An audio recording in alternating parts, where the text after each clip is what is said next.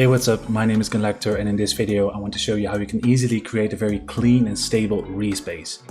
Now the Reese bass is probably one of the most used basses in hardstyle. You hear it a lot, and it's super versatile because you can use it underneath your melody, but you can also let it stand out on its own and create almost sort of a bass pad and layer it underneath other elements in your break. So you can go in any direction with it, and I'm going to show you how you can very easily create a super clean one. So to start off, I leave oscillator A on the basic one, so the default waveform that you get when you open up Serum. And all I'm going to do is put this one to 7, the unison, so you get 7 voices and reduce the detune a little bit. Now you can choose to leave the unison at 1, and this will give you 1 voice, and you have a mono information for your bass. And many people say you should make the bass mono, etc., but I like to get more bass information, and I mean, it's tough to get a Reese bass with only 1 voice. When you do this, make sure you set it to an uneven number, so either 1, 3, 5, 7, something like that, and that will make sure that your bass sounds good in mono, but it also uses that stereo information to create a bigger sound and make your Reese bass sound fuller. And let's just have a listen what we have right now. The important thing, what we see now in the EQ, is that it's very dynamic. It's moving a lot, you know, up and down, and this is probably the biggest characteristic of a Reese bass. It is very dynamic, and that's why you wanted a Reese bass. That's what it gives its unique sound. But you don't always want this, and what I'm talking about is the lower region, so especially around the fundamental of the bass.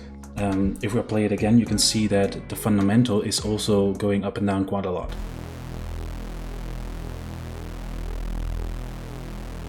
And in some cases you don't really want that. You want a clean sub, so clean fundamental, and then the rest can be a little bit more dynamic.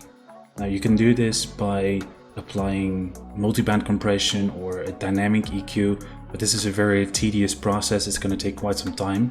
And whenever you're using Serum, there's a very easy way to get around that. So all that you have to do is come into the wavetable editor by clicking on this button over here.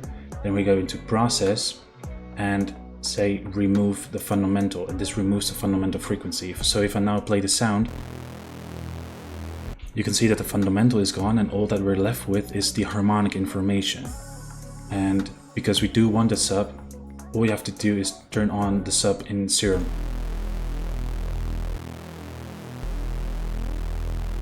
And whenever I do that, you can see that it's very stable. It's not moving anymore like the harmonic information over here. And you can still apply some multiband compression, for example, to reduce it a little bit more in the higher lows. But right now we have a very clean fundamental. And this is pretty much the most basic way to do it. And from here you can start enhancing the sound. So if you want a little bit more movement in the highs, for example, you could create an LFO on the fine tuning and watch what happens.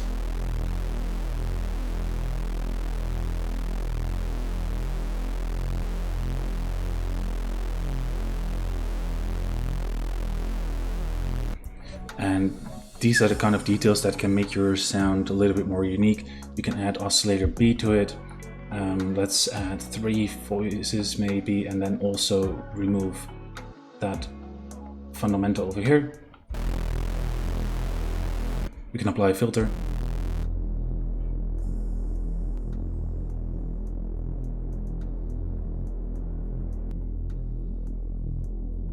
And this way you can create very tight and clean Reese basses, and from here you can go crazy with it. You can get different wavetables, for example, and create unique sounds with that. So I know this was a very basic video, but what it was all about was adding that sub over here instead of the fundamental, because it gives you such a clean Reese bass, and when you're mixing your track down, it can really change the way your track sounds, and the quality can be so much better. So that's pretty much it for this video as well, and then I want to say thank you for watching and hope to see you in the next video.